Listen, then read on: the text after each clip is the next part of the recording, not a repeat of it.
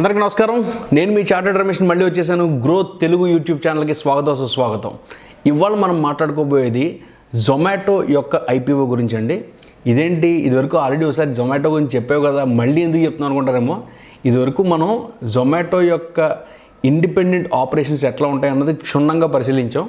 కానీ ఆ కంపెనీ ఏ ఇండస్ట్రీలో ఆపరేట్ అవుతుంది, ఆ ఇండస్ట్రీలో అభివృద్ధి ఎట్లా ఉంది, లేకపోతే ఆ కంపెనీ ఏ ఇండస్ట్రీలో అయితే ఉందో ఆ ఇండస్ట్రీలో అసలు ప్రాఫిట్స్ ఎంతవరకు ఉన్నాయి, ఇలాంటి విషయాలన్నీ మనం పెద్దగా డిస్కస్ చేసుకోలేదు. అందుకనే ఆ జొమాటో కంపెనీ ఏ ఇండస్ట్రీలో ఉందో, ఆ జొమాటో యొక్క ఐపీఓ పరిస్థితి ఏంటి, అన్నిటి గురించి ఈ వీడియోలో మనం విశ్లేషిద్దాం. అయితే దానికంటే ముందర ఒకవేళ కనుక మీరు మా ఈ గ్రో తెలుగు యూట్యూబ్ ఛానల్కి సబ్స్క్రైబ్ చేస్తే కనుక వెంటనే సబ్స్క్రైబ్ చేయండి. ఇలాంటి ఎన్నో అద్భుతమైన కంటెంట్స్ మీకోసం మేము ప్రిపేర్ చేస్తూనే వస్తూ ఉంటాం. So please do subscribe.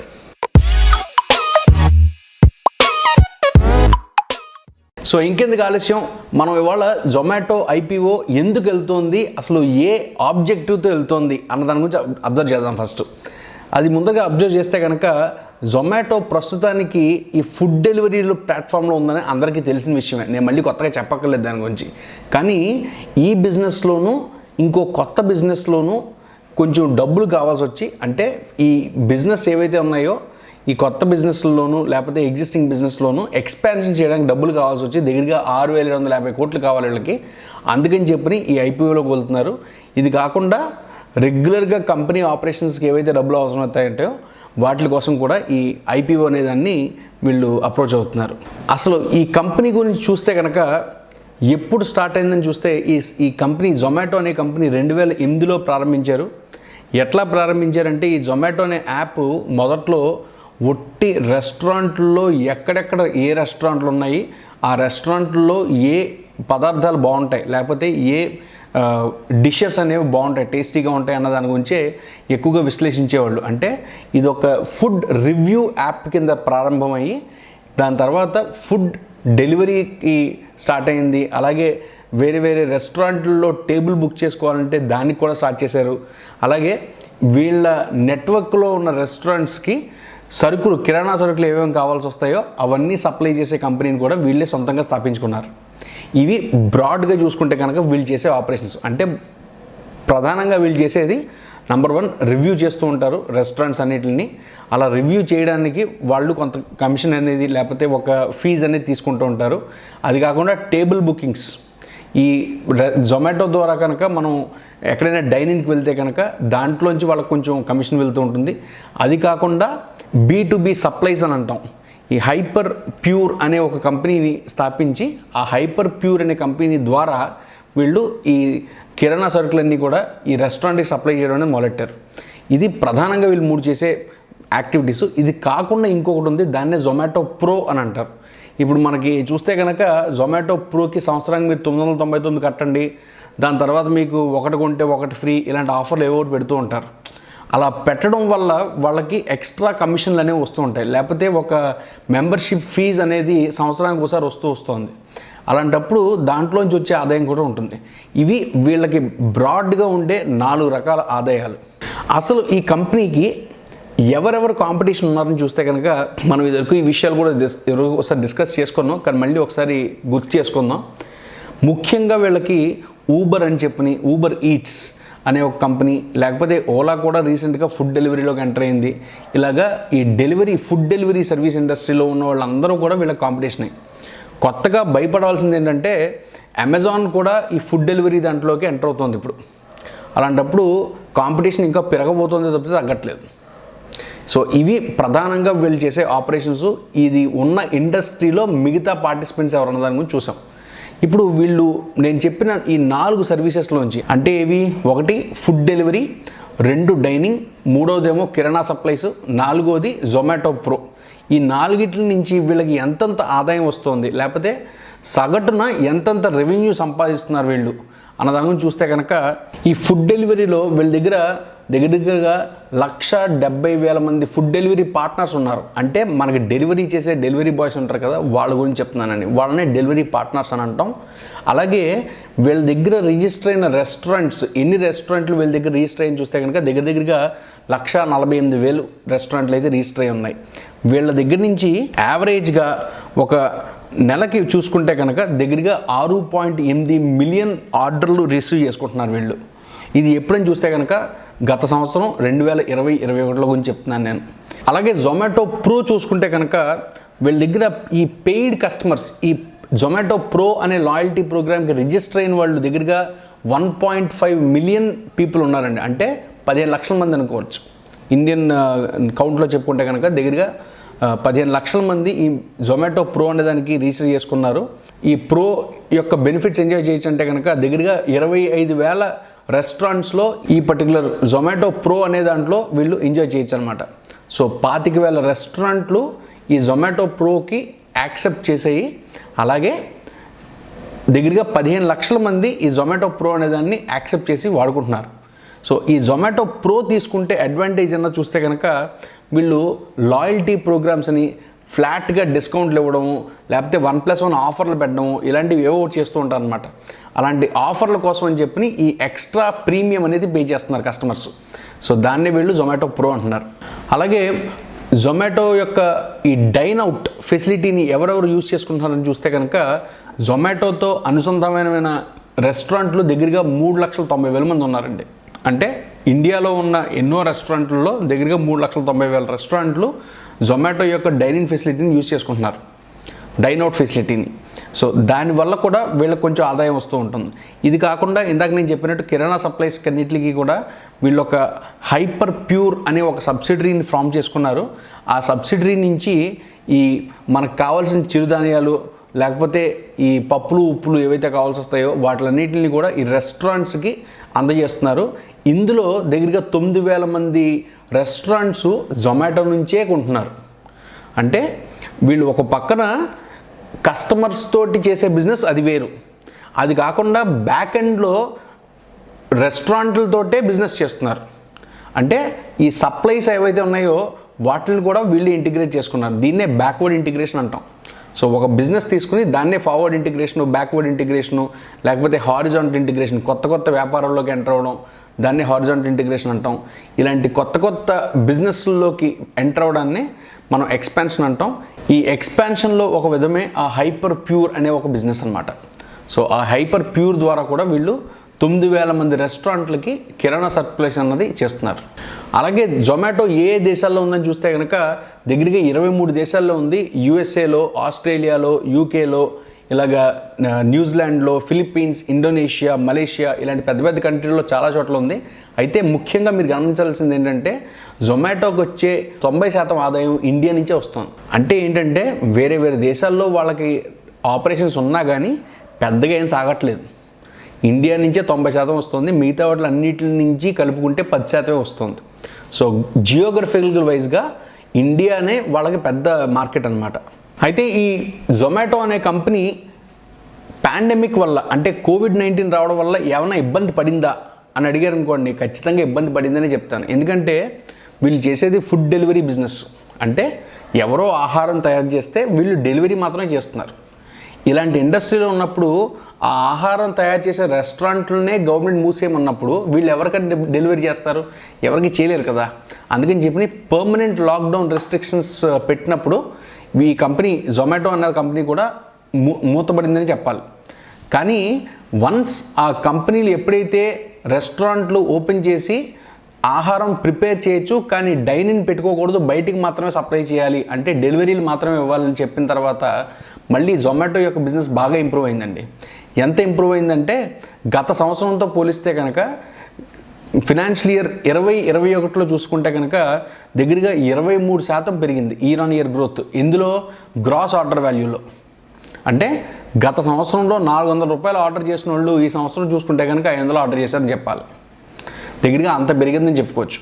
So ఎవరైనా కానీ ఈ గ్రాస్ ఆర్డర్ వాల్యూ అన్నది చాలా ఇంపార్టెంట్గా తీసుకుంటారు. ఎందుకంటే ఈ డెలివరీ బిజినెస్లో ముఖ్యంగా వీళ్ళకి కమిషను ఆ గ్రాస్ ఆర్డర్ వాల్యూ మీదే ఉంటుంది.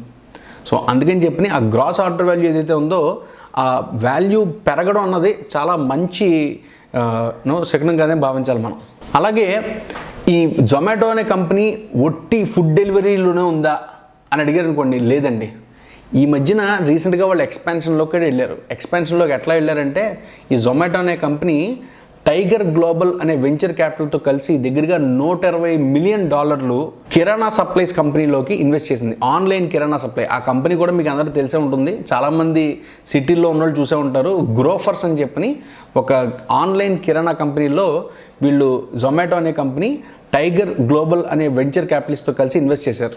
ఆ ఇన్వెస్ట్మెంట్లో వీళ్ళకు వచ్చిన షేర్ ఎంతని చూస్తే కనుక మామూలు ఈ కిరాణా సరుకుల దాంట్లో 9.25% స్టాక్స్ వీళ్ళు హోల్డ్ చేస్తే B2B సెగ్మెంట్లో అంటే అదే గ్రోఫర్స్ బిజినెస్లో రెండో సెగ్మెంట్ కూడా ఉంది. వాళ్ళు కూడా డైరెక్ట్గా రెస్టారెంట్లకి లేకపోతే పెద్ద పెద్ద ఇండస్ట్రియల్ సప్లైస్ ఇలాగ కిరాణా సరుకులన్నీ సప్లై చేసేవాళ్ళు ఉన్నారు.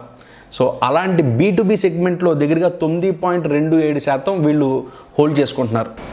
ఇది కాకుండా ఇటీవల కాలంలోనే ఈ జూన్ 2021లో ఈ జొమాటో యొక్క బోర్డు తీసుకున్న ఇంకొక అద్భుతమైన నిర్ణయం ఏంటంటే ఈ పేమెంట్ అగ్రిగేటర్ అనే బిజినెస్లో కూడా వీళ్ళు ఎంటర్ అవ్వాలనుకుంటున్నారు. అసలు ఫస్ట్ ఆఫ్ ఆల్ ఈ పేమెంట్ అగ్రిగేటర్ అంటే ఎవరు? ఇది ఏమన్నా పేమెంట్ గేట్వే లాంటిదా అని అడిగారు అనుకోండి, ఇది పేమెంట్ గేట్వే కాదండి, ఇది పేమెంట్ అగ్రిగేటర్ మాత్రమే. దానికి దీనికి తేడా ఏంటని చూస్తే కనుక పేమెంట్ గేట్వే అనేది ఆన్లైన్ సేల్స్లో మాత్రమే ఉపయోగపడుతుంది. కానీ పేమెంట్ అగ్రిగేటర్ అన్నవాళ్ళు ఆ కంపెనీ యొక్క సొంత ప్లాట్ఫామ్ ఏదైతే ఉంటుందో దాన్ని ఆన్లైన్ సేల్స్కి వాడుకోవచ్చు, ఆఫ్లైన్ సేల్స్కి వాడుకోవచ్చు. అంటే ఎవరన్నా for example cash on delivery ఇచ్చారనుకోండి ఆర్డరు, ఆ క్యాష్ ఆన్ డెలివరీని కూడా వాళ్ళు ఆ గేట్వేలో ఇన్స్టాల్ చేస్తారు. అంటే ఆ అగ్రిగేషన్ దాంట్లో ఆ షీట్లో వస్తుందన్నమాట. కానీ పేమెంట్ గేట్వేలో ఆ అవకాశం ఉండదు. ఎందుకంటే ఆన్లైన్ సేల్స్కి మాత్రమే వాడేది పేమెంట్ గేట్వే, ఆఫ్లైన్ సేల్స్కి కూడా యూజ్ చేయగలిగేది అగ్రిగేటర్ బిజినెస్. అంటే పేమెంట్ అగ్రిగేషన్ అన్నది చేస్తారు. ఈ జొమాటో అనే కంపెనీ ఈ పేమెంట్ అగ్రిగేషన్కి లైసెన్స్ తీసుకోవడానికి ముందుకెళ్ళింది. గవర్నమెంట్ నుంచి లైసెన్స్ అయితే అప్లై చేసేసింది. ఈ కొత్త బిజినెస్ని కూడా చాలా తక్కువ కాలంలోనే వీళ్ళు స్టార్ట్ చేయబోతున్నారు. ఈ బిజినెస్లో కూడా వీళ్ళు రాణించబోతున్నారు. ఇవి ప్రస్తుతానికి వీళ్ళు చేస్తున్న వ్యాపారాలు, ఫ్యూచర్లో చేయబోయే వ్యాపారాలు. ఇది కంపెనీ గురించి అండి. అసలు ఈ కంపెనీ ఆపరేట్ చేస్తున్న ఇండస్ట్రీ ఏదైతే ఉందో ఆ ఇండస్ట్రీ సిచ్యుయేషన్ ఎట్లా ఉంది, మన భారతదేశంలో ఈ పర్టికులర్ ఇండస్ట్రీకి గ్రోత్ ఉందా లేదా అన్న దాని గురించి ఇప్పుడు చూద్దాం. కంపెనీకి ఖచ్చితంగా గ్రోత్ ఉందనే చెప్పుకోవాలి. ఎందుకంటున్నానంటే మన భారతదేశంలో ప్రస్తుతానికి అర్బనైజేషన్ అన్నది ఎక్కువ అవుతుంది. అంటే పల్లెటూరులను విడిచి పట్టణాల్లోకి వెళ్ళి నివసించాలి అనే ఆశ ఉన్నవాళ్ళు ఎక్కువయ్యారు. ఆ ఆశ ఎక్కువ అవడంతో ఏమవుతుందంటే ఆ అర్బన్ కల్చర్కి అలవాటు పడుతున్నారు జనాలు. అర్బన్ కల్చర్లో ఫస్ట్ థింగ్ జరిగేది ఏంటంటే నేను ఇంట్లో ఎందుకు వంట చేయాలి అంటే నేను ఏదో సరదాగా అంటున్నాను, కానీ పరిస్థితులు అయితే అట్లాగే తయారయ్యాయి. ఎందుకంటే నేనేమి ఎవరిని కమెంట్ చేయట్లేదు. మొగుడు పిల్లలు ఇద్దరు కూడా ఉద్యోగానికి బయటికి వెళ్ళాలనుకోండి, ఇద్దరికీ టైం ఉండకపోవచ్చు వండుకొని తినడానికి. అలాంటప్పుడు ఏం చేస్తారు, నువ్వు ఆ రెస్టారెంట్లో ఆర్డర్ ఇచ్చుకో, నేను ఈ రెస్టారెంట్లో ఆర్డర్ ఇచ్చుకుంటాను, ఇద్దరికి జొమాటో డెలివరీ చేస్తుంది అని చెప్పి అనుకోవచ్చు. అలాంటప్పుడు ఖచ్చితంగా మనకి ఈ ప్లాట్ఫామ్ ద్వారా ఎక్కువ సేల్స్ జరిగే అవకాశం అయితే ఉంది. ఇప్పుడు ఈ ప్లాట్ఫామ్ ద్వారా ఎంతమంది యూజ్ చేసుకుంటున్నారన్నది చూసామనుకోండి, దగ్గరగా ఇంటర్నెట్ యూజర్స్ మన ఇండియాలో చూస్తే కనుక మన భారతదేశంలో ఇంటర్నెట్ యూజర్స్ ప్రస్తుతానికి 2020 నాటికి దగ్గరగా 660 మిలియన్ యూజర్స్ ఉంటే కనుక దగ్గరగా 1 మిలియన్ అవుతుందని చెప్పి నెక్స్ట్ అంచనా వేస్తున్నారు. ఎప్పటికీ 2025 నాటికల్లా. ఈ 1 బిలియన్లో ఎంతమంది స్మార్ట్ ఫోన్స్ అన్నవి యూజ్ చేస్తారు, స్మార్ట్ ఫోన్ పెనట్రేషన్ అన్నది ఎంత జరుగుతుంది అన్నది చూస్తే కనుక గత 2015కి చూస్తే కనుక ఇంటర్నెట్ అనేది ఇండియాలో 24% మంది వాడితే 2020 నాటికి 49% మంది వాడుతున్నారు. అదే 2025 నాటికి 68% వెళ్తుందని చెప్పి అంచనా వేస్తున్నారు. అలాగే స్మార్ట్ ఫోన్లు ఎంతమంది యూజ్ చేస్తున్నారని చూస్తే కనుక 2015లో 17% మంది యూజ్ చేస్తే 2020 నాటికి 36% మంది స్మార్ట్ ఫోన్సే యూజ్ చేస్తున్నారు. ఇది కూడా 56%కి మారబోతుంది ఎప్పటికీ 2025కి. దీన్ని ఇంపార్టెంట్ ఫ్యాక్టర్ కింద కన్సిడర్ చేయాలి. ఎందుకంటే ఈ ఆన్లైన్ ఆర్డర్ ప్లేస్ చేయడం అన్నది స్మార్ట్ ఫోన్తోనే పాసిబుల్. స్మార్ట్ ఫోన్ మాత్రమే కాదు, ఆ స్మార్ట్ ఫోన్కి ఇంటర్నెట్ కూడా ఉండాలి. అందుకనే ఆ ఇంటర్నెట్ ఉండే స్మార్ట్ ఫోన్, ఇంటర్నెట్ యూజ్ చేసేవాళ్ళు ఎంతమంది, ఆ ఇంటర్నెట్ యూజ్ చేసే వాళ్ళల్లో స్మార్ట్ ఫోన్ యూజ్ చేసేవాళ్ళు ఎంతమంది, ఆ స్మార్ట్ ఫోన్ యూజ్ చేసే వాళ్ళల్లో ఈ ఆర్డర్ ప్లేస్ చేసేవాళ్ళు ఎంతమంది అన్న దాని గురించి మనం చాలా జాగ్రత్తగా అబ్జర్వ్ చేయాలి. ఇప్పుడు ఇందులో చూసుకుంటే కనుక ఆన్లైన్ కన్జ్యూమర్స్లో మనం ఎంతవరకు ఫోర్స్ చేయగలమని చూస్తే కనుక ప్రస్తుతానికి 24% మందే ఇంటర్నెట్ యూస్ చేసే వాళ్ళు 24% మందే ఈ ఆర్డర్లు అనేవి ప్లేస్ చేస్తున్నారు. అదే దీన్ని చైనాతో కంపేర్ చేస్తే కనుక చైనాలో ప్రస్తుతానికి 69% మంది ఇంటర్నెట్ యూస్ చేసే వాళ్ళలో ఆన్లైన్లోనే ఆర్డర్ ప్లేస్ చేస్తున్నారు. అంటే ఆహారం అనేది ఆన్లైన్లో మాత్రమే ఆర్డర్ చేసేవాళ్ళు 69% మంది ఉన్నారు, ఎక్కువగా ఆర్డర్ చేసేవాళ్ళు. ఎక్కడ చైనాలో, ఇండియాలో కాదు. ఇండియాలో 24% మందే ఉన్నారు. సో మనకి స్కోప్ అయితే ఎదిగేందుకు చాలా ఉంది. ఎందుకంటే మనం కూడా డెవలప్ అవుతున్నాం కదా. డెవలప్ అవుతున్నప్పుడు ఖచ్చితంగా మన ఆహార పద్ధతులు లేకపోతే మనం ఆహారం కన్జ్యూమ్ చేసే విధానాలు అన్నీ మారేందుకు చాలా అవకాశాలు ఉంటాయి. అందులో ఒక మార్పుగా ఇది కూడా తీసుకోవచ్చు మనం. ఇప్పుడు మన భారతదేశంలో ఈ ఫుడ్ సర్వీస్ అనే ఇండస్ట్రీ ఎంత పెరగబోతుందని చూస్తే కనుక 2025 నాటికి 7.7 ట్రిలియన్ రూపాయల బిజినెస్గా మారబోతుందని చెప్పి అంచనా వేస్తున్నారు 2025 నాటికి. అది కూడా at compounded annual growth rate of 9%లో పెరుగుతుంది. సో 9% గ్రోత్ అన్నది మామూలుగానే ఎక్స్పెక్ట్ చేయొచ్చు. ఆ 9% గ్రోత్లోనే దగ్గరగా 7.7 ట్రిలియన్ వ్యాపారంగా మారబోతుంది అన్నది అంచనా వేస్తున్నారు. అందులో ఈ జొమాటో అనేవాళ్ళు ఒక ప్లేయర్. అలాగే మిగతా దేశాలతోటి కంపేర్ చేస్తే కనుక భారతదేశంలో ఈ ఫుడ్ సర్వీస్ సెక్టర్ అనేది చాలా తక్కువగా ఆకర్షణీయంగా కనిపిస్తుంది ప్రస్తుతానికి. ఎంత తక్కువగా ఆకర్షణీయంగా కనిపిస్తుందంటే దగ్గరగా ఇంటర్నెట్ యూజర్స్లో 8-9% మంది మాత్రమే ఈ ఫుడ్ సర్వీస్ సెక్టర్ అనే దాంట్లో ఇంట్రెస్ట్ చూపిస్తున్నారు. అదే బయట దేశాలతో చూస్తే కనుక యూఎస్లో దగ్గరగా 50% మంది యూస్ చేస్తున్నారు. అలాగే చైనాలో చూస్తే కనుక 45% మంది యూస్ చేస్తున్నారు ఈ ఫుడ్ సర్వీస్ సెక్టర్ అనేదాన్ని. సో వీటి వల్ల మనం ఏం అర్థం చేసుకోవచ్చు అంటే మన భారతదేశంలో కూడా ఎదుగుదలకి చాలా అవకాశం ఉంది ఈ పర్టికులర్ ఇండస్ట్రీలో అన్న దాని గురించి మనం అర్థం చేసుకోవాలి. ఈ ఇండస్ట్రీలో ఏ కంపెనీలు ఉన్నాయి, ఎవరెవరు మనకి కాంపిటీషన్గా ఉన్నారని చూస్తే కనుక ముఖ్యంగా కాంపిటీషన్ ఉన్నది స్విగ్గీ ఇదే ఆబ్జెక్టివ్తో స్టార్ట్ అయింది. ఈ జొమాటో ఎలాగంటి ఆబ్జెక్టివ్స్ అయితే స్టార్ట్ చేశారో అలాగే స్విగ్గీ కూడా ఒట్టి డెలివరీ ఛానల్ తోటి స్టార్ట్ చేశారు. అలాగే ఈ స్విగ్గీతో పాటు చాలా కొత్త కాన్సెప్ట్స్ ఆఫ్ రెస్టారెంట్స్ వచ్చాయి. వాటిని క్లౌడ్ కిచెన్స్ అంటాం. డామినోసు లేకపోతే మెక్డీ, బర్గర్ కింగ్ ఇలాంటి కంపెనీస్ ఇలాంటి క్విక్ సర్వీస్ రెస్టారెంట్స్ కూడా డెలివరీ సర్వీసెస్ అనేవి అందజేస్తున్నాయి. వీళ్ళు కూడా ఖచ్చితంగా జొమాటో కాంపిటీషనే. కాకపోతే ఏంటంటే ఈ క్విక్ సర్వీస్ రెస్టారెంట్స్ అనేవి వాళ్ళ ఉత్పత్తుల్ని మాత్రమే సప్లై చేస్తాయి. కానీ జొమాటో అన్నది ఎవరు సప్లై చేసినా కానీ తీసుకుంటారు. ఓకే, సో ఈ డిఫరెన్స్ అయితే ఉంది. కానీ ఖచ్చితంగా ఈ మార్కెట్లో చాలా కాంపిటీషన్ ఎక్కువనే చెప్పుకోవాలి. అలాగే ఇదే మార్కెట్లో వీళ్ళు ఎంటర్ అవుతున్న ఇంకొక సెగ్మెంట్, ఆ గ్రోఫర్స్ అనే సెగ్మెంట్ ఏదైతే ఉందో అందులో కూడా కాంపిటీషన్ ఎక్కువనే చెప్పుకోవాలి. ఎందుకంటే కిరాణా వ్యాపారం అన్నది ఎప్పటి నుంచో చాలా హై కాంపిటీషన్ ఉన్న వ్యాపారం అది. అందులో ప్రస్తుతానికి గ్రోఫర్స్ అన్నవాళ్ళు బాగానే చేస్తున్నారు, కాదనట్లేదు. కానీ ఇందులో మార్కెట్ దిగ్గజాలు చాలామంది ఉన్నారు. ఇప్పుడు మీరు కంపేర్ చేస్తే కనుక బిగ్ బజార్ అనే కంపెనీ ఉంది, లేకపోతే స్పెన్సర్స్ అనే కంపెనీ ఉంది, రిలయన్స్ రీటైల్ అనే కంపెనీ ఉంది. అలాగే రీసెంట్గా మార్కెట్లో బాగా ప్రాఫిట్ సంపాదించిన డీమార్ట్ అనే కంపెనీ ఉంది. ఇలాగ రకరకాల రిటైల్ కంపెనీస్ కిరాణా వ్యాపారంలో ఆల్రెడీ ఉన్నారు. వీళ్ళందరితో పాటు కాంపిటీషన్ తట్టుకోవడం అన్నది జొమాటోకి నిజంగా కష్టమైన విషయమే. ఎందుకంటే వీళ్ళు ప్రస్తుతం ఉన్న ఫుడ్ అగ్రిగేషన్ బిజినెస్ నుంచి ఇంకొక లైన్ ఆఫ్ బిజినెస్లోకి ఎంటర్ అవుతున్నారు. అదే ఆ గ్రోఫర్స్ బిజినెస్. ఆ గ్రోఫర్స్ బిజినెస్ని ఒకవేళ అభివృద్ధి చేయాలనుకుంటే కనుక అందులో కూడా హై కాంపిటీషన్ ఉందని చెప్పుకోవాలి. అందుకనే నేను ఎక్స్ప్లెయిన్ చేస్తున్నాను. ఇవి మాత్రమే కాదు, ఇంకొక పెద్ద దిగ్గజం ఉంది. దాన్నే మనం బిగ్ బాస్కెట్ అని పేరుతో పిలుస్తున్నారు ఈ మార్కెట్లో. ఇంకొక పెద్ద కాంపిటీషను. అయితే ఈ బిగ్ బాస్కెట్ అన్నది రీసెంట్గా టాటా అండ్ సన్స్ అనేది ఎక్వైర్ చేసేసింది. సో ఇప్పుడు బిగ్ బాస్కెట్ అన్నది టాటా అండ్ సన్స్ యొక్క one of the subsidiary company అనమాట.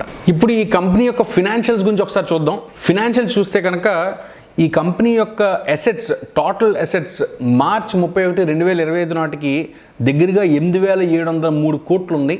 అదే 2020 మార్చ్తో కంపేర్ చేస్తే కనుక 2,900 కోట్లే ఉంది. అంటే దగ్గరగా 4 సార్లు పెరిగిందని 3 సార్లు అట్లీస్ట్ 3 సార్లు పెరిగిందని చెప్పుకోవచ్చు. అలాగే రెవెన్యూ చూస్తే కనుక గత ఏడాది అంటే 2020 మార్చ్తో పోలిస్తే కనుక ఈ 2021 మార్చి కొంచెం తగ్గింది. అది ఖచ్చితంగా కోవిడ్ వల్లే. అది ఎంత తగ్గిందంటే 2,700 కోట్ల నుంచి 2,100 కోట్లకి వచ్చిందనమాట. అలాగే ప్రాఫిట్ ఆఫ్టర్ ట్యాక్స్ చూస్తే కనుక ప్రస్తుతానికి ఈ కంపెనీ ప్రాఫిట్ లేని సంపాదించట్లేదు.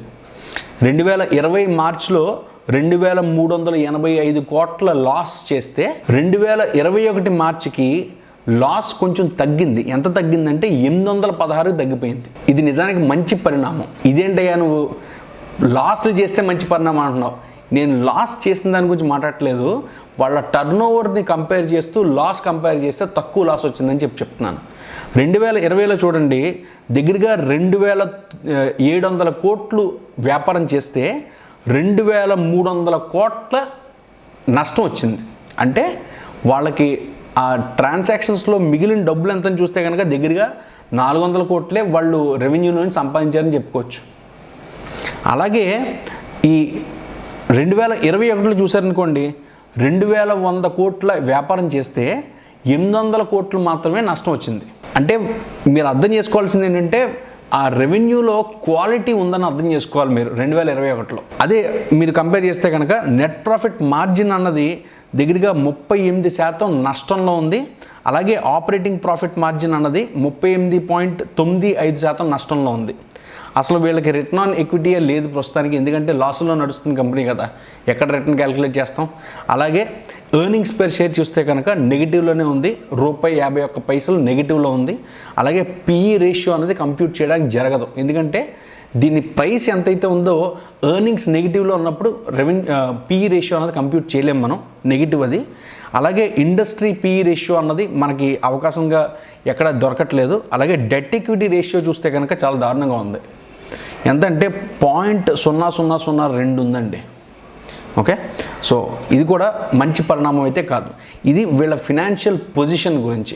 ఇకపోతే ఈ కంపెనీలో డబ్బులు పెట్టచ్చా పెట్టకూడదా, అసలు ఈ ఇన్వెస్ట్మెంట్లో మనకున్న ప్రాఫిట్స్, లాభాలేంటి నష్టాలేంటి అన్న చూసామనుకోండి. ముందుగా లాభాలు చూద్దాం. లాభాలు ఏంటంటే ఈ కంపెనీ ఏదైతే ఉందో వెరైటీ ఆఫ్ సర్వీసెస్ని ప్రొవైడ్ చేస్తుంది. ఇందాక చెప్పుకున్నట్టు 4 రకాల సొంత ఫుడ్ డెలివరీలోనే 4 రకాల సర్వీసెస్ ఉన్నాయి. అవి కాకుండా ఇప్పుడు కొత్తగా వేరే వేరే బిజినెస్లోకి ఎంటర్ అవుతుంది. సో ఖచ్చితంగా అది ఒక మంచి పరిణామమే చెప్పుకోవాలి. అలాగే వీళ్ళ గ్రాస్ ఆర్డర్ వాల్యూ ఏదైతే ఉందో గత ఏడాదితో కంపేర్ చేస్తే కనుక, అంటే నేను అంటుంది 2018తో కంపేర్ చేస్తే, ఈ గత ఏడాదితో కంపేర్ చేస్తే కనుక 7 సార్లు పెరిగిందండి, 7 ఇంతలు పెరిగింది. కానీ మార్కెట్లో యావరేజ్ చూస్తే కనుక 3.6 సార్లే పెరుగుతుంది. అంటే మిగతా కంపెనీలన్నింటికి 2018తో కంపేర్ చేస్తే 3.6 సార్లు మాత్రమే వాళ్ళ గ్రాస్ ఆర్డర్ వాల్యూ పెరుగుతుంటే జొమాటోకి మాత్రం 7 సార్లు పెరుగుతుంది. సో అది కూడా మంచి పరిణామం కింద చెప్పుకోవాలి. అంటే కస్టమర్స్ అందరూ కూడా బయట వేరే వేరే ప్లాట్ఫామ్లో నుంచి కొనడానికంటే కూడా జొమాటోలో నుంచి కొనడానికి ఎక్కువ ఆసక్తి చూపిస్తున్నారు అనేది అర్థమవుతుంది అందులో. అలాగే ఇందాక మనం ఫినాన్షియల్ స్టేట్మెంట్స్ అనాలిసిస్లో చెప్పుకున్నట్టు 2020 మార్చ్ కంటే కూడా 2021 మార్చ్లో వీళ్ళ సేల్స్ తగ్గినా కూడా, అంటే వ్యాపారం తగ్గినా కూడా వీళ్ళ నష్టాలు పెరగలేదు, నష్టాలు బాగా తగ్గాయండి. 2300 కోట్ల నష్టం నుంచి 800 కోట్ల నష్టానికి దిగారు వాళ్ళు. అంటే అదొక మంచి పరిణామం కిందే చెప్పుకోవాలి దాన్ని. సో అది చూస్తే కనుక మీరు 2021లో పర్సంటేజ్ ఆఫ్ ఇన్కమ్ 23% పడిపోయినా కూడా ఎక్స్పెన్సెస్ వచ్చేప్పటికి 52% పడిపోయే వాళ్ళవి. అలాగే ఈ నష్టం ఏదైతే ఉందో అది కూడా 39% పడిపోయింది. అండ్ రెవెన్యూస్ చూస్తే కనుక 87% ఉన్నాయి గత ఏడాదితో కంపేర్ చేస్తే. సో ఇవన్నీ కూడా మంచి పరిణామాలని చెప్పాలి, అది నేను చెప్పబోయేది. నెక్స్ట్, ఈ నెట్వర్క్ ఎఫెక్ట్ అనేది ఒకటి ఉంటుందండి. ఆ నెట్వర్క్ ఎఫెక్ట్ అంటే ఏంటంటే, ఒక కస్టమరు మన ప్లాట్ఫామ్లోకి వచ్చిన తర్వాత మనమే వేరే వేరే ఏమేమి వ్యాపారాలు చేస్తున్నాము అన్నది చూస్తారు వాళ్ళు. అలా చూస్తూ ఉన్నప్పుడు ఒకవేళ వాళ్ళకి కనుక జొమాటోలోకి వచ్చిన తర్వాత వాళ్ళు కనుక, ఫర్ ఎగ్జాంపుల్ ఉదాహరణ చెప్తున్నాను, వాళ్ళే ఈ గ్రోఫర్స్లోంచి ఆర్డర్ చేసుకోవాలనుకున్నారు అనుకోండి, అక్కడి నుంచే ఆర్డర్ చేస్తారు. అంటే జొమాటో యాప్లోనే ఒక ఫీచర్ అనేది క్రియేట్ చేస్తారనమాట వీళ్ళు. అలాంటప్పుడు ఏమవుతుందంటే గ్రోఫర్స్కి వెళ్ళి అక్కడి నుంచి కొనుక్కోవడము, లేకపోతే వేరే వేరే ప్లాట్ఫామ్స్ని ఈ జొమాటోతో ఇంటిగ్రేట్ చేయడము, ఇలాంటివి చేయడం వల్ల ఆ నెట్వర్క్ ఎఫెక్ట్ అన్నది బాగా పనికి వస్తుంది. అది ఎస్పెషలీ వీళ్ళ అగ్రిగేటర్ ప్లాట్ఫామ్ ఉంది కదా, పేమెంట్ అగ్రిగేటర్ ప్లాట్ఫామ్, వీళ్ళు ఏదైతే కొత్తగా లైసెన్స్ తీసుకుంటున్నారో ఆ లైసెన్స్ తీసుకునే దానికి చాలా బాగా ఉపయోగపడుతుంది. అది కాకుండా ఎక్కువ కస్టమర్స్ వస్తూ వచ్చారనుకోండి, ఖచ్చితంగా రెస్టారెంట్లు కూడా ఇదే ప్లాట్ఫామ్లో ఎన్లిస్ట్ చేసుకోవాలని చెప్పి ఖచ్చితంగా ఎదురు చూస్తాయి. అలాగే వీళ్ళ ఆపరేషనల్ ఎఫిషియన్సీ అన్నది చూస్తే కనుక ఈ ఫినాన్షియల్ ఇయర్ 2021లో చూస్తే కనుక వీళ్ళ ఆర్డర్స్ ఎన్నైతే వచ్చాయో అందులో దగ్గరగా 94% ఆర్డర్లు సక్సెస్ఫుల్గా డెలివర్ చేశారు. అంటే 6% ఫెయిల్ అయినట్టే. కానీ మిగతా మార్కెట్లో ఉన్న పార్టిసిపెంట్స్తో కంపేర్ చేసుకుంటే వీళ్ళే బాగా పెర్ఫామ్ చేస్తున్నారని చెప్పిన అర్థం. రెండో ముఖ్యమైన విషయం ఏంటంటే, ఇదేదో నేను గొప్పగా చెప్పట్లేదండి, ఒక మంచి విషయమే చెప్తున్నాను తప్పితే ఖచ్చితంగా వీళ్ళు డెలివరీ చేయాలని కాదు. ఈ డెలివరీ పార్ట్నర్స్ ఎవరైతే ఉన్నారో వాళ్ళు దాదాపుగా ప్రతి ఆర్డర్ కూడా 30 నిమిషాల్లోగా డెలివరీ చేస్తున్నారు. అలా అని చెప్పి నా ఉద్దేశం ఏంటంటే వీళ్ళు ఖచ్చితంగా ప్రతి ఆర్డర్ 30 నిమిషాల్లో డెలివరీ చేయాలని కాదు. వాళ్ళ జీవితాలు అనేది చాలా ముఖ్యం. ఖచ్చితంగా మనం ఎన్నో కేసులు ఇద్దరికి చూసాము. ఈ ఫాస్ట్ డ్రైవింగ్ వల్ల లేకపోతే డెలివరీని ఖచ్చితంగా 30 నిమిషాల్లో కంప్లీట్ చేయాలనో మాత్రం వాళ్ళ టార్గెట్స్ అయితే రీచ్ చేయరండి. మామూలుగా 30 నిమిషాల్లో వీళ్ళు ఒక యావరేజ్న ఒక్కొక్క ఆర్డర్ కూడా డెలివరీ చేస్తున్నారు. ఇవన్నీ పక్కన పెడితే ముఖ్యంగా ఇంకొక అడ్వాంటేజ్ ఉంది ఈ జొమాటోకి, ఏంటంటే బ్రాండ్ ప్రెజెన్స్. ఈ కంపెనీకి బ్రాండ్ ప్రెజెన్స్ ఎంతలా పెరిగిపోయిందంటే, మామూలుగా సెర్చ్ ఇంజిన్ అనే వర్డ్కి మనం గూగుల్ చేయి అనే ఊత పదంగా వాడేస్తున్నాం. అలాగే ఫుడ్ ఆర్డర్ చేయాలంటే జొమాటోలో ఆర్డర్ చేసుకో అని చెప్పేంత స్టేజ్కి ఈ జొమాటో అన్నది అంత ఫేమస్ అయిపోయింది ప్రస్తుతానికి. సో ఈ జొమాటో అన్నది చాలా బ్రాండ్ ఇమేజ్, కస్టమర్స్లో బాగా ఇంజెక్ట్ అయిపోయిన బ్రాండ్ ఇమేజ్ ఇది. సో దీనికి ఒక మంచి ప్రెజెన్స్ ఉంటుంది ఫ్యూచర్లోనే చెప్పుకోవచ్చు మనం. ఇది ఈ కంపెనీ యొక్క ప్రోస్, మంచి విషయాలు ఈ కంపెనీ గురించి. ఇప్పుడు చెడ్డ విషయాల గురించి కూడా మాట్లాడుకుందాం. అంటే ఇన్వెస్టర్ వైపు నుంచి ఏమేమి నష్టాలు జరగచ్చు అనే దాని గురించి కూడా ఇప్పుడు మాట్లాడుకుందాం మనం. ముందుగా ఇన్నేస్ చేస్తోంది ఈ కంపెనీ అని చెప్తున్నాను నేను. ఇన్నేస్ చేస్తున్నా కానీ ఈ కంపెనీ నష్టాల్లోనే ఉంది, అదో పెద్ద డ్రాబ్యాక్. అది కాకుండా వీళ్ళు ఈ గ్రోఫర్స్ అనే బిజినెస్లో ఆల్రెడీ ఇన్వెస్ట్ చేస్తున్నారు. ఆ గ్రోఫర్స్ అనే బిజినెస్కి భయంకరమైన కాంపిటీషన్ ఉంది. చెప్పాను కదా, బిగ్ బాస్కెట్ ఉంది, బిగ్ బజార్ ఉంది, రిలయన్స్ ఉంది, స్పెన్సర్స్ ఉంది, డీమార్ట్ ఉంది. ఇలాంటి పెద్ద దిగ్గజాలు ఎంతోమంది ఉన్నారు మార్కెట్లో. వాటితో కాంపీట్ చేస్తూ వీళ్ళు ప్రాఫిట్లు సంపాదించాలంటే మళ్ళీ ఇనీషియల్ స్టేజ్ నుంచి చాలా భయంకరంగా క్యాష్ బర్న్ అయితే ఉంటుంది. అలాగే ఇంకొక ప్లాట్ఫామ్ ఉంది, ఈ పేమెంట్ అగ్రిగేషన్ ప్లాట్ఫామ్. అలాగే ఇంకొక ప్లాట్ఫామ్ ఉంది, ఈ పేమెంట్ అగ్రిగేషన్ ప్లాట్ఫామ్. దాంట్లో కూడా వీళ్ళు ఇన్వెస్ట్ చేసి దీన్ని కూడా తీసుకురావాలనుకుంటున్నారు. అందులో సక్సెస్ఫుల్ అవ్వాలన్నా కానీ ఇనీషియల్గా చాలా డబ్బులు ఖర్చు పెట్టాల్సి వస్తుంది. అంటే క్యాష్ బర్న్ అనేది భయంకరంగా ఉంటుందని చెప్పుకోవాలి. సో ఇది కూడా ఇంకొక డ్రాబ్యాక్. అలాగే డామినోస్, మెక్డీ ఇలాంటి క్లౌడ్ కిచెన్స్ ఏవైతే ఉన్నాయో, క్విక్ సర్వీస్ రెస్టారెంట్స్ ఏవైతే ఉన్నాయో, వీళ్ళు కూడా చాలా టఫ్ కాంపిటీషన్ జొమాటోకి ఇస్తున్నారు. అందుకని ఇందులో జొమాటో నిలదొక్కుకోగలదా అన్నదే ఒక పెద్ద క్వశ్చన్ మార్కు. అంటే నేను ఎందుకు చెప్తున్నానంటే, ఈ ఎగ్జిస్టింగ్ మార్కెట్ కాంపిటీటర్స్తో పాటు కొత్తగా ఇంకో కాంపిటీటర్ కూడా రాబోతున్నారు వీళ్ళకి, అమెజాన్. జనరల్గా యూఎస్లో ఒక నానుడు ఉందన్నమాట. ఏంటంటే అమెజాన్ ఏదైనా కంపెనీ ఏదైనా వ్యాపారంలోకి ఎంటర్ అయితే మిగతా వాళ్ళందరూ సర్దుకుని వెళ్ళిపోవాలని చెప్పని ఒక నానుడు ఉంది. నేనేమి ఇప్పుడు ప్రస్తుతానికి భయపెట్టట్లేదు, ఉన్న విషయాన్ని చెప్తున్నాను నేను. అది నానుడు మాత్రమే, నిజం కాదు. కానీ జొమాటో ఖచ్చితంగా దాన్ని పరిగణనలోకి తీసుకోవాల్సిందే. ఇంకో పెద్ద కష్టం ఈ కంపెనీకి ఏంటంటే, ఈ కస్టమర్స్ అనేవాళ్ళు రెగ్యులర్గా జొమాటోలోనే ఆర్డర్ చేస్తారని గ్యారంటీ లేదు. ఎందుకు గ్యారంటీ లేదని చెప్తే కనుక, నేనే ఉన్నానండి. నేను ఏమైనా వాళ్ళు ఆర్డర్ చేసుకోవాలనుకున్నాను అనుకోండి, ఓ రెస్టారెంట్ పేరు ఎత్తుతాను. ఆ రెస్టారెంట్లో జొమాటోలో నేను కావాలనుకుంటున్న ఫుడ్ ప్రైస్ తక్కువ ఉందా లేకపోతే స్విగ్గీలో తక్కువ ఉందా అనేది చూసుకునే, ఎక్కడ తక్కువ ఉంటే అక్కడే ఆర్డర్ చేస్తా. అలాంటప్పుడు ఖచ్చితంగా జొమాటో నుంచే కొనాలన్న రెస్ట్రిక్షన్ అన్నది కస్టమర్కి ఏనాడు లేదు. సో కస్టమర్ని కంట్రోల్ చేసే ఎబిలిటీ లేదు. అంటే జొమాటోకి కస్టమర్స్ మీద కమాండ్ లేదని చెప్పుకోవాలి. అలాగే జియోగ్రఫిక్ అండ్ ఎకనామికల్ ఫ్యాక్టర్స్ చూసుకుంటే కనుక, ఈ కంపెనీ ఏదైతే ఉందో, ఈ కంపెనీ జాక్మా యొక్క ఫౌండేషన్, యాంట్ అనే ఫౌండేషన్ స్థాపించిన సంస్థ. ఈ జాక్మా ఎవరని చూస్తే కనుక Chinese one of the top most billionaire అని చెప్పుకోవాలి. సో ఇంటర్నేషనల్లీ చాలా మంచి పేరున్న జాక్మా యొక్క వన్ ఆఫ్ ది కంపెనీస్గా ఈ జొమాటో అనేది ఉంది. అండ్ ప్రస్తుతానికి జొమాటో ఇండియాలో ఆ ఫారెన్ ఇన్వెస్టర్ యొక్క కంపెనీగానే ఉండాలనుకుంటోంది. ఇందులో వచ్చే పెద్ద చిక్కు ఏంటంటే, మన ఇండియాలో ఉన్న ఫెమా రూల్స్ ఏవైతే ఉన్నాయో వాటిని ఒబే చేయడానికి చాలా టీడీఎస్ జాబ్ అది. అంటే చాలా కష్టతరమైన వ్యవహారం అది. సో ఆ కష్టతరమైన వ్యవహారాలన్నింటినీ వీళ్ళు ప్రస్తుతానికి మేనేజ్ చేసుకోగలమని అనుకుంటున్నారు. కాకపోతే అది నిజంగా కష్టమే. ఎంతకాలం ఎట్లా చేసుకుంటూ వెళ్తారన్నది మనకు తెలియదు ప్రస్తుతానికి. ఎందుకు కష్టం అని చెప్తున్నానంటే, కొన్ని అట్రాక్టివ్ వ్యాపారాలు కూడా సిన్స్ వీళ్ళు వచ్చేప్పటికి ఫారెన్ కంపెనీ ద్వారా ఇన్వెస్ట్ అయిన వాళ్ళు కాబట్టి, ఫారెన్ డైరెక్ట్ ఇన్వెస్ట్మెంట్ ద్వారా ఈ కంపెనీ ఇండియాలో ఉంది కాబట్టి వీళ్ళని అన్ని వ్యాపారాల్లోకి ఎంటర్ అవ్వనివ్వరు. ఆ ఒక్క ఉద్దేశంతో ఈ జొమాటో అనే కంపెనీకి కొన్ని మంచి వ్యాపార అవకాశాలు పోగొట్టుకునే అవకాశం ఉందని చెప్తున్నాను నేను. అలాగే ఇంకొక ముఖ్యమైన విషయం ఏంటంటే, ప్రస్తుతానికి జొమాటోలో ఈ డెలివరీ పార్ట్నర్లు ఎవరైతే ఉన్నారో అందరూ కూడా కమిషన్ బేస్ మీద పనిచేసేవాళ్ళే. అంటే వాళ్ళు ఎన్ని ఆర్డర్లు ఒక రోజులో డెలివరీ చేస్తారో ఆ ఒక్కొక్క ఆర్డర్ వాల్యూలో ఇంత పర్సంటేజ్ మీకు వెళ్తుంది అని క్యాలిక్యులేట్ చేసి వాళ్ళకి పే చేస్తూ ఉంటారు. అదే వాళ్ళకు వచ్చే ఆదాయం. కానీ రేపు కనుక ఈ డెలివరీ బాయ్స్, ఆ డెలివరీ పార్ట్నర్స్ అందరూ కలిసి ఒక యూనియన్ కింద ఫామ్ అయ్యి, ఒక అసోసియేషన్ సొసైటీ కింద ఫామ్ అయ్యి మమ్మల్ని అందరినీ మీ కంపెనీలో ఎంప్లాయీల కింద చేర్చుకోవాలి అని చెప్పినా, లేకపోతే ఈ డెలివరీ పార్ట్నర్లు అందరూ కలిసి ఎంప్లాయీస్ కింద జాయిన్ అయినా ఈ కంపెనీకి ఆపరేషనల్ కాస్ట్ అనేది చాలా ఎక్కువ అవుతుంది. అది ఇంకొక పెద్ద రిస్క్ కిందే భావించాలి మనం. సో జొమాటో మీద ఎన్ని మంచి విషయాలు ఉన్నాయో అన్ని చెడ్డ విషయాలు ఉన్నాయని కూడా మనం చూసుకోవాలి. సో ఇవ్వండి ఈ కంపెనీ యొక్క లాభాలు నష్టాలు, అంటే ఈ కంపెనీలో ఉన్న లాభాలు నష్టాలు ఏంటనేది మనం క్షుణ్ణంగా పరిశీలించాం.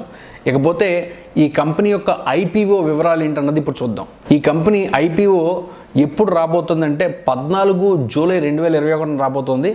అలాగే ఎప్పుడు ముగిపోతుందని చూస్తే కనుక 16వ తారీఖు జూలైలో ముగిపోతుంది. అలాగే ఈ ఇష్యూ ఎలాంటిదని చూస్తే కనుక బుక్ బిల్డ్ ఇష్యూ, అంటే కంపెనీయే డబ్బులు కావాల్సి వచ్చి సొంతంగా ఈ ఇష్యూని ప్రిపేర్ చేసింది. ఇప్పుడు మార్కెట్ వాల్యూ వీళ్ళు ఐపీఓ ప్రైస్ కింద దగ్గరగా ₹72 నుంచి ₹76 మధ్యలో ఎక్కడో ఫిక్స్ చేస్తారని చెప్పి అనుకుంటున్నారు.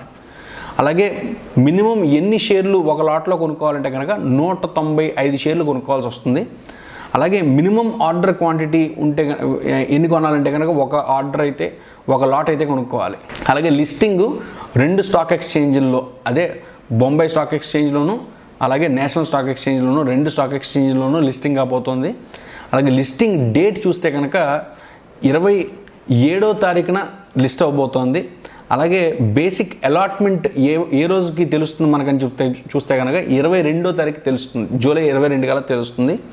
అలాగే ఇప్పుడు వీళ్ళ ఇష్యూ సైజ్ చూస్తే కనుక 9,375 కోట్ల ఇష్యూ సైజ్ ఉంది. అందులో ఫ్రెష్గా కంపెనీకి వెళ్ళే డబ్బులు ఎంతని చూస్తే కనుక 9,000 కోట్లు వెళ్ళబోతుంది. అలాగే బయట ఎగ్జిస్టింగ్ ఎక్విటీ షేర్ హోల్డర్లు అమ్మేసుకునే షేర్లు ఎంత అనేది చూస్తే కనుక దగ్గరగా 375 కోట్ల worth of shares existing equity share హోల్డర్లే బయటకు వెళ్ళిపోతున్నారు. ఇది నిజానికి ఉన్న పరిస్థితి ఈ కంపెనీ యొక్క ఐపీఓ గురించి విషయాలు. సో ఒకవేళ కనుక మీకు ఈ కంపెనీలో ఇన్వెస్ట్ చేయాలనే ఆసక్తి ఉంటే ఖచ్చితంగా మీరు ఈ కంపెనీని మరొకసారి మీరుగానే అనలైజ్ చేసుకోండి. మీకుగానే నచ్చితే మాత్రమే ఈ కంపెనీలో ఇన్వెస్ట్ చేయండి. మేము చెప్పేవన్నో లేకపోతే గ్రో ఈ ఎడ్యుకేటివ్ వీడియో ఇన్ఫార్మ్ చేసిందనో మీరు మాత్రం డెసిషన్స్ తీసుకోవద్దు. మీ సొంత నిర్ణయాల మీద మాత్రమే మీరు మీ షేర్ ట్రేడింగ్ అన్నది చేసుకోండి. అది మా ఉద్దేశం. సో అంతవరకు ఉంటాం. నమస్కారం.